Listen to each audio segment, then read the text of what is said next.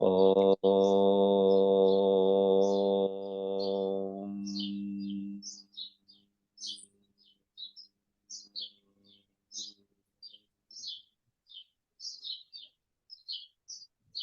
Om Sahana Bhavatu Sahana Bhunaktu Sahaviryam Karvavahai Tejasvinavaditamastu ma Vidvishavahai.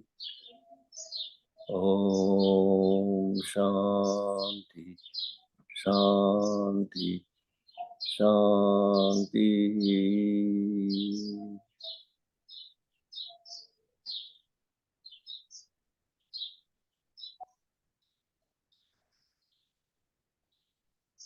So we continue our reading, page number 127.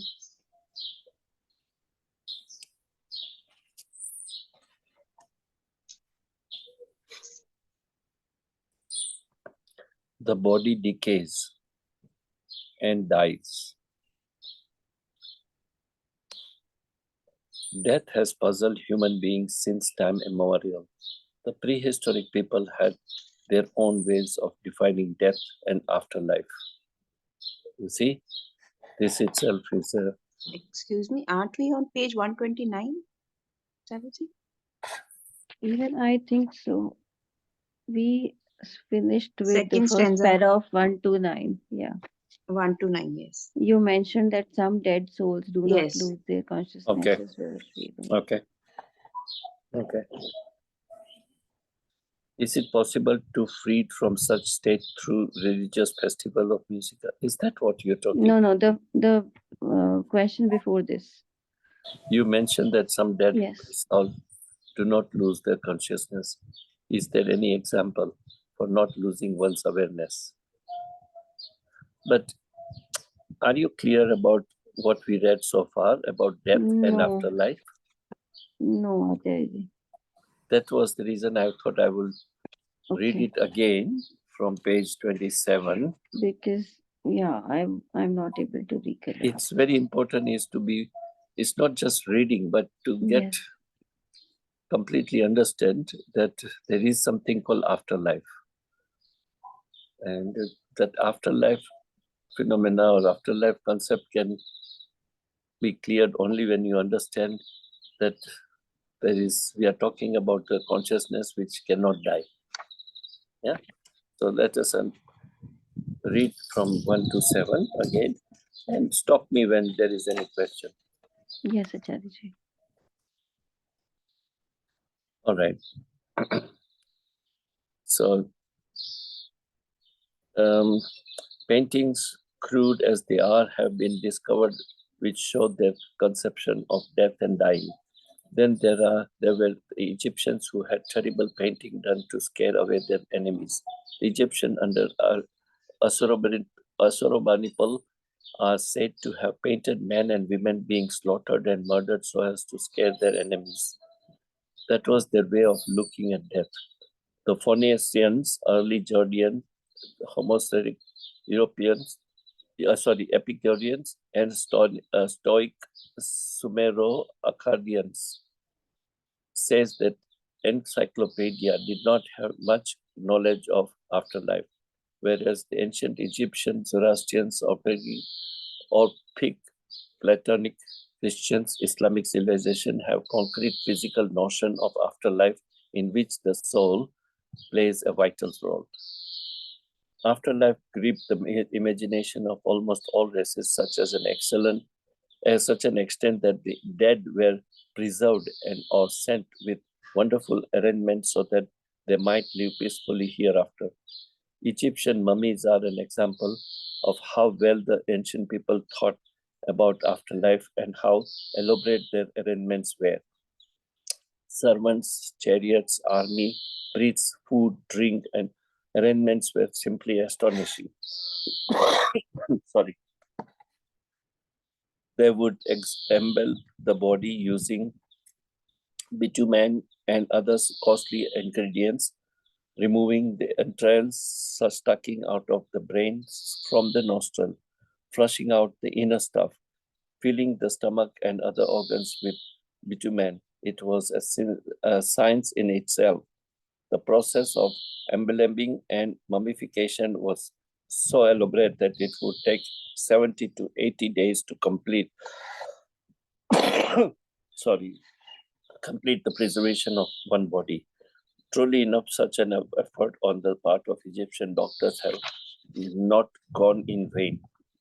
Several thousand years later, we of the modern age are rediscovering those bodies still intact and are trying to take out cells from such bodies for cloning.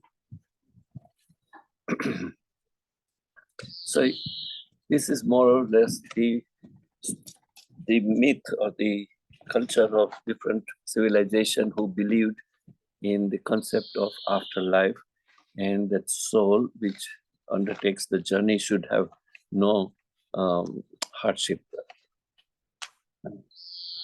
The ancient Greek preserved the body of their heroes very well. For instance, their greatest hero, Alexander, was carried from Babylon, where he died, to Macedonia in a casket filled with honey. Alexander the Great, we should remember, died only when he was 33-year-old young and most successful ruler of the world has ever produced. It was worthwhile that his body should have been preserved for posterity. The Chinese too have had their own technique of preserving the dead, and recently a woman's body has been unearthed, which is said to be at least 3,000 years old. The Christian and Muslim have most similar belief regarding death and afterlife, where the soul is taken for the last judgment. A good death is what is expected of every Christian soul, and so extreme unction is given to the departing. So here the word, the day of judgment, that's a very significant belief system, that every soul, when it drops the body and goes to the other frequency, other field of energy, they have to face something called a day of judgment, or some kind of reviewing the life that they have lived. So it's even now in modern age, there is this belief system, and it has some reason behind it, is that the soul, after dropping the body, continue. Now that's a wrong word to say, it undertakes the journey, because there is nothing called journey, because it's omnipresent. So if it is omnipresent, there is no journey, there is no space and time, it is everywhere. But anyhow, just to use some words, it says it undertakes some journey, and then it has to face some kind of judgment. Now, it's not that somebody else is making any judgment, it is your soul reviews your own lifestyle that you have lived, which means it is like watching a movie, rewinding your own life, from the beginning, from the time you birth to your last breath. It comes as if you are seeing a movie, and you realize that what sin you have committed, what good deeds you have done. Basically, you review your own life, and then you realize, your soul realizes that there were certain things that they did, the soul as a jivatma, with the body and mind, did certain act or thoughts which were not helping evolution, spiritual evolution. And that's the learning for the soul, that what they should not have done, they realize it. So that when they pick up the next body, it is the causal, it is the karana, it is the cause to take next body, to live a life without committing those mistakes that they have done in previous birth. Because ultimately for a soul is to get free from taking up the new body, which we call death and life after death. Because it's a cycle of taking next body again and again and again to clear up your karmic account. How do you clear up karmic account? Only when you realize that certain things that you should not have done, and that's what they call a judgment. That's what they call time of judgment. In different culture, different names are used. Christianity or Islam or Hindu, Sanatana Dharma, there are different terminology, but it is something of that sense. So is it that we don't commit those errors that we learned in the last birth again? Like whatever errors we had done, mistakes we had made, and now our body takes up the birth to cancel those mistakes, so or undo those mistakes. So is it that we don't do it, or we do it again? Actually, it is not that you take a new body to cancel anything, because what is committed is committed. What is done is done. You can't undo it. But we should not have done, we have done. Yes. So with that knowledge, the soul knows now that I should not have done those things, takes a new body to continue evolution. But unfortunately, under the spell of Maya or this nature, once you take birth, you forget. That soul forgets that I should. And unfortunately, either he continue committing the same mistake, or it enhances sometimes. Same mistake, it can enhance. And that's the cycle of death and birth continues. Yes. And that's why it says it's very tricky. How does the soul remember? It is many examples or many experiments says that the newborn baby has some memory from the previous.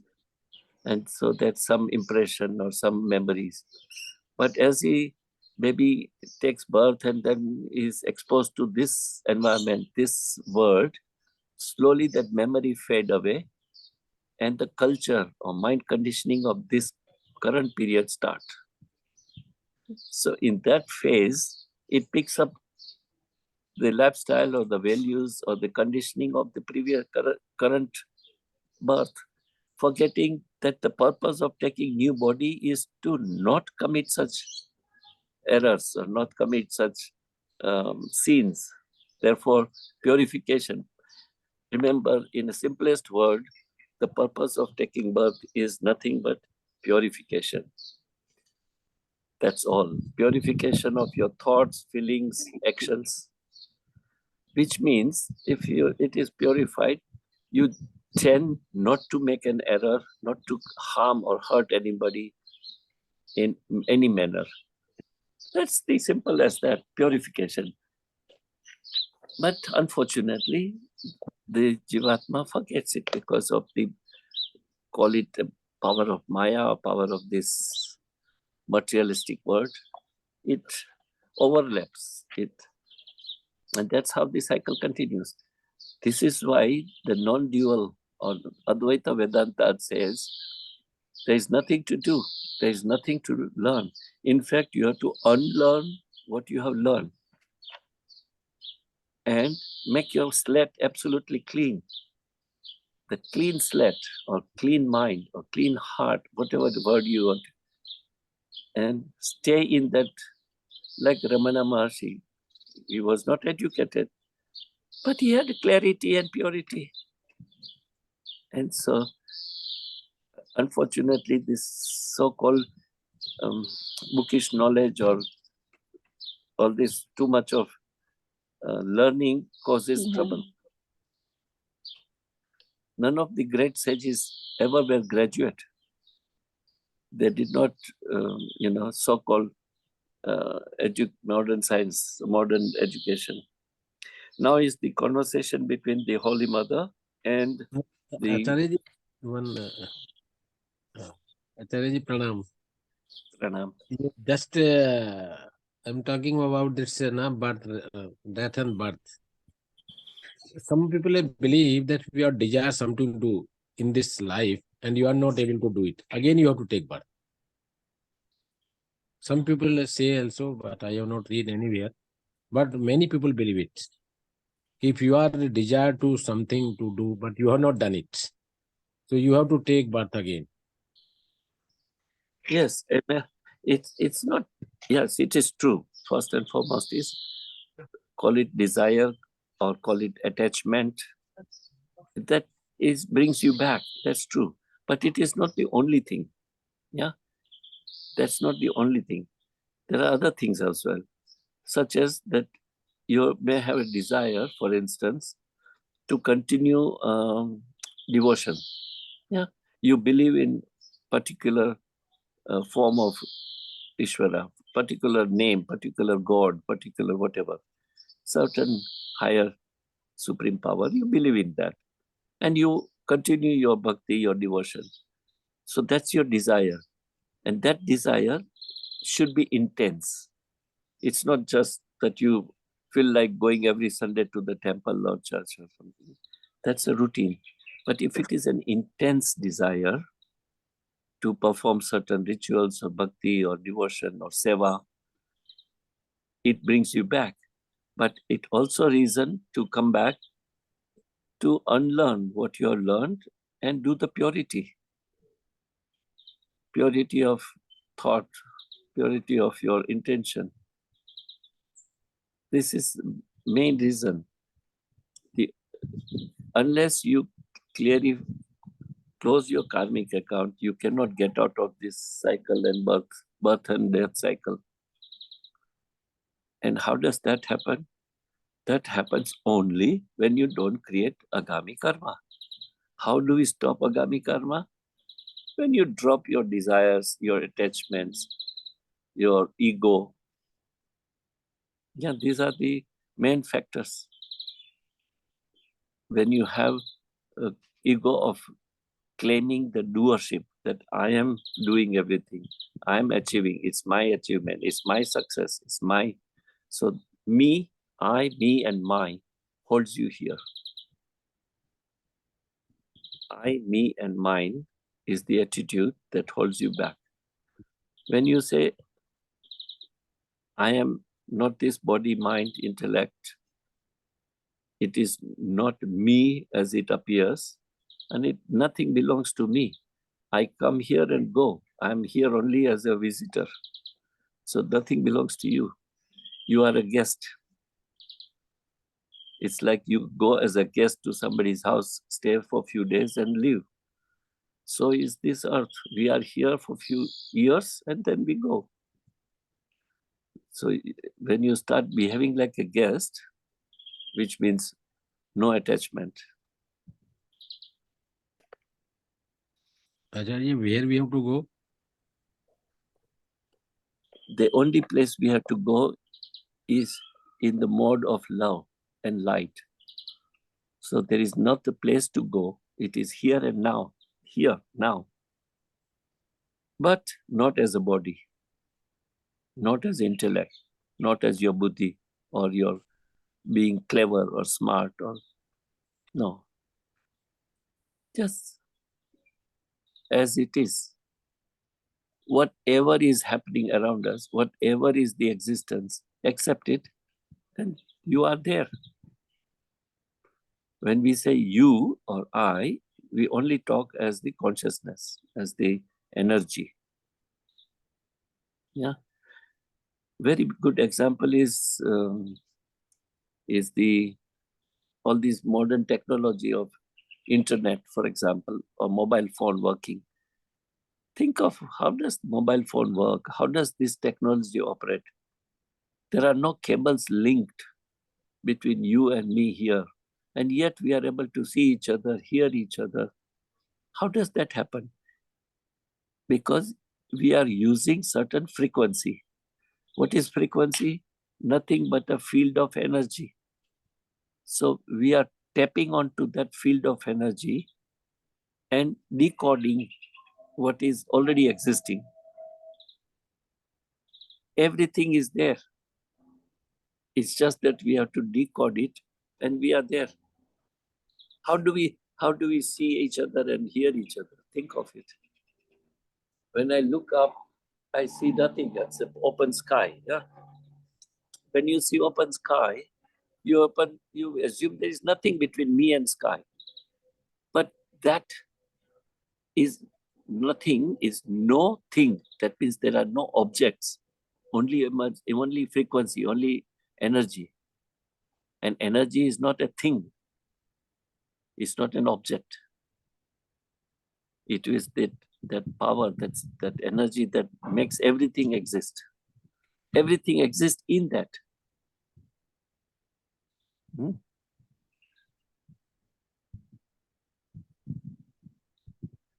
Somebody yesterday, I had some kind of meeting with some people in my other group of Tattvabodha, and there was a person. He asked a question that it is easier for us to believe in the Dvaita philosophy. And what is Dvaita philosophy? Dualism. What is dualism? Creator and creation, God and mankind, or there is a God and there is a world. So there is duality, yeah? Creator and creation, or call it a Brahman and Maya, duality. Shiva and Shakti, duality. So they said it's easy to understand that there is some other superpower and we are our human beings or other life forms, animals, birds, whatever. So creator and creation. So he says this is easy to understand and we have to evolve to merge with the creator or God.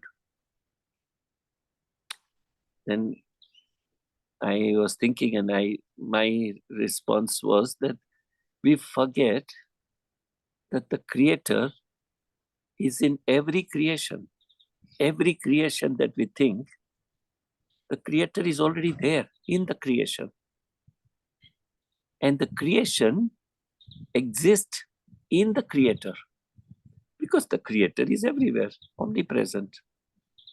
It's not that creator is sitting somewhere in some sky, some cloud, some heaven. No, there is no heaven. There is no other place. It's just everywhere. And so if the creator, which is nothing but the energy, is everywhere, then we are in that energy. And the same energy is within us. So the Shiv is within us and we are in Shiv Tattva. What is Shiv Tattva? Is that supreme energy. And that is how you prove that there is no difference. There is no dualism. There is no Dvaita. There is only one. Advaita. Just one. So the entire Dvaita philosophy is delusional. It is an illusion. No, it is not. It is excellent beginning to evolve. It is an excellent platform to get completely understand the function of this manifestation. Yeah, even what we are reading now, Tattvabodha, if you recall, in the beginning, it said the same thing, that there is something which is Brahman, yeah, and there is something called Maya, which superimposes the Brahman and projects what is not real. In the beginning, it says the Maya has two jobs: overlap the reality, absolute truth, and project relative truth. That's Maya, ignorance. So that's a good beginning. That's the way to come to a point that ultimately they are one. What we call Maya is nothing separate from the creator. It is the same Shakti of that Shiv Tattva. It is the same energy of the Brahman. It's just the role is different. Yeah. So there is no difference between you and anyone else. It's just the appearance is different. You appear in the way it is. I appear in the manner it is, whatever it is. So the appearance is different. But what makes that appearance possible, that power, that energy is the same. And that energy exists everywhere.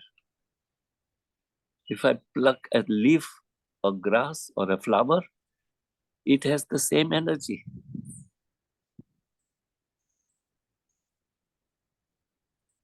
Therefore, there is no difference.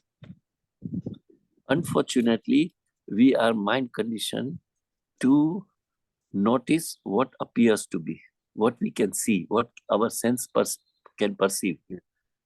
We can only perceive those things which our sense will allow. But senses have the limitation. In some sentence, some statement, somebody says that what you cannot see is the reality. What you see is relative reality. It's not ultimate reality.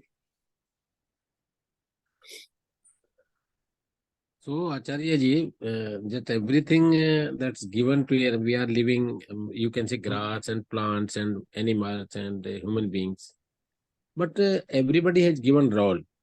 I think that Maya, yeah. So we must only feel that whatever we are doing is a good and excellent and performing good, because this work is given by only God. Actually, Whatever. yeah. All are, because all are having functions different, then we should enjoy, we should love it. That will be the good way of life. Yes, ultimately what you say is right, but we have to remember one thing very clearly.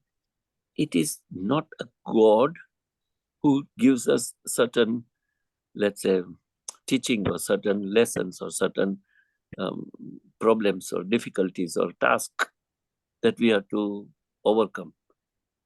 The God does not interfere at all.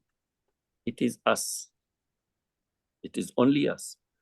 If you are a happy person, it is because you are happy internally, and so you project happiness. If you are not within yourself happy, you cannot share happiness. The same thing with the love. If you're not loving person, how will you share love? How can you love anybody? So it is what you just said. There is no God doing anything. It's our own karma. It's our own. You had certain good merits, so you enjoy your good life now. But if you have done certain things which are not helpful, evolution, you suffer today. So suffering or pleasure is your own creation. It's nobody else. No one else gives you pleasure or suffering. It is our own. Simple. And therefore, what you are doing, you must do. Very Gita chapter 2, very important. Krishna says, do your best. Do not feel that you are doing some job. Even a man who cleaning the street, he is as important as a manager working in a bank or anywhere else. It's just the role are different. So no job is small. But only one thing is, you must have your own clear idea that I am just doing my work. I have no attachment to that. And if I'm getting salary out of it, I'm taking this as a reward. I'm not claiming doership. So, which means you detach. Tomorrow you lose that job, you must not have a pain. It's okay. You lose the job, it's okay. Maybe you find better job. But if you are attached to the job, then you will have a suffering. Then your mind cannot look for anything better because you are only holding on to what you have been doing. The opportunity comes to you, we don't receive it because we are too engrossed and attached to what we are possessing, not allowing new things to arrive. It could be good for us, or even if it is not good for us, it may teach us some very valuable teaching, which at long run very important for us. So that's why there is a principle of what they call everything is destiny. There is no free will, no choice. And accept it. Accept with smiling face and say, that's okay. Whatever is happening, I accept. Time to time, we have to change also ourselves. It is not like that we must do only one things. Once you say opportunity comes, we should accept one. We should decide also what to do. What is the correct? Or Yeah. only we are whole livings only taking the food only. This purpose is there. Or yeah, we have to do in life some good things. How you can do it? So that is only depend upon us. So that's a opportunity also. Because again, we are creation and creators. Whatever job, then he'll feel by you can do or not. If you are opportunity getting and better doing for the society, for the nations, for the world, we should do it. But God is giving that job, then we should love it. So we will feel good. We are doing so many things, but we should not do it. As if we are feeling also. We are doing, but we should not do it. So this is the very problems with us. Okay? We are doing also, or we should not do it. That's many people are like that, dual behaving in life and like politicians, so many, because whatever is their gods, what he wants, like this, you should do it or not. That is the problem. Opportunity comes to everyone. Right now in our Hmm. study, whatever happens around you in society or politician or whatever, it's not our problem. What I am should do is what it concerns. So what every individual must say, my thinking must be clear. I have my clear vision. I have my clear understanding. Everything else can happen. That's their karma, that's their life. I have to check what is my karmic account and what is my spiritual evolution. Whether I should take the scripture as the pramana or as a base, as a support, and take the knowledge from it, understand it, contemplate it, practice it, and grow. Yeah.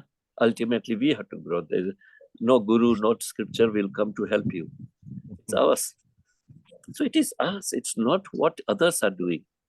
That's not our problem. There is a very good saying that if you have to somebody... attachment, sir, you have to, attachment is the cause of suffering. Correct. So Correct. anyone, we have to change ourselves time to time. That Correct. must be. So it does not mean that you do not have affection for your family members or friends or society or your nation.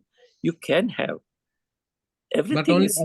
But up to certain amounts, No. not up deeply. Yes, so it's not question of deep or not, it's the quality of it. You must have affection out of love, yeah, not out of attachment. There is a difference between love and attachment. Yeah, so Yes. Attachment, it holds you. Love, it makes you free. Free. That's the... So you can do your job very well out of love and not out of attachment because you're getting good position, good money or something like that. Just do it as a performance, as your role. Ultimately, clarity of your thought. How do you get the clarity? By listening to such discussions, such courses that you attend, listening to certain discourses, reading some scriptures. You will get the knowledge. Then that knowledge you contemplate, you get a clarity of the subject. Once you have clarity of subject, you work on purification. Once I know that I have my limitation, I should work on it. And that comes when you are totally aware of it, awareness. So I, as a personally, I have certain limitation. I know it. And I'm fully aware. And I have to consciously work on it. It might take some time. There are ups and downs. You may sleep on the descending road, but if you are aware, you will get up and see that you don't commit that fault again. That awareness brings you purity. And once you have clarity and purity, stay on it. Do not worry about what happens around you. People may say something, or you may see certain things. That's okay. It's their karmic account. That's perfectly fine. Never criticize. Never say that they are wrong and you are right. That's not true. That's not true. They have their karmic account. Therefore, they behave in certain manner. Not because they are wrong. In their own way, they are right.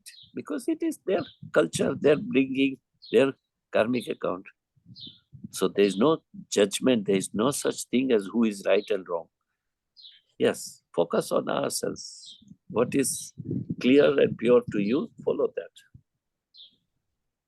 That's the way of this purity, and that purity will reduce agami karma. Moment your agami karma are reduced, you do not take new body, which means liberation, which means you are self-aware, self-realized. Gautam Buddha, for example, got awakened because he has self-realization sitting under a tree, and he was saint. But imagine, it did not happen there in that 1 minute. He had few lifetime that he had been doing sadhana. And after hundreds of lifetime spending, he purified his thoughts, intentions, actions. And that's how in the last birth, he could achieve that liberation.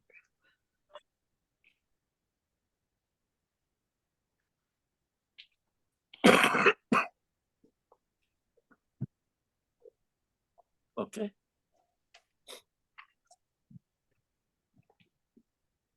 But this concept is very important to realize, life and afterlife.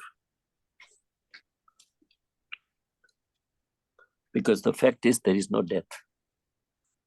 Yeah, there is no death. So to say it is afterlife is also wrong. But because we have a body and words to use, so we say afterlife. Because if there is no death, there is no question of afterlife. So there is a question asked to Holy Mother, why are we reborn? Holy Mother replies, as long as a man has a desires, there is no end of transmigration. It is like taking the soul from one pillowcase and putting it into another. Only 1, 2 out of many men can be found who are free from all desires. Though one gets a new body on account of desires, yet one does not completely lose spiritual consciousness if one has to one's own credit merit from previous birth. You see, you may take the birth because of your strong desires and attachment, but whatever merit you have earned, which means good karma, it is there. You accumulated it and you enjoy that fruit of that merit in this current life or in the next life. One must live very carefully. Every action produces its result. It is not good to harass others, use harsh words towards others. The human being today he is, tomorrow he is not. No one will accompany a person after his death. Only his action, good or bad, follow him even after death. Simple as that. That becomes your karana sharir. That becomes your reason for the acquiring the new body. And the soul picks up the family, mother, and siblings that can help further evolution. So it is not that it is by random that we are born in certain families, certain culture, and we have certain siblings. It is all predetermined. The soul knew who could be your mother or parents, who should be your siblings. And that criteria is only based on the evolution of your soul spiritually.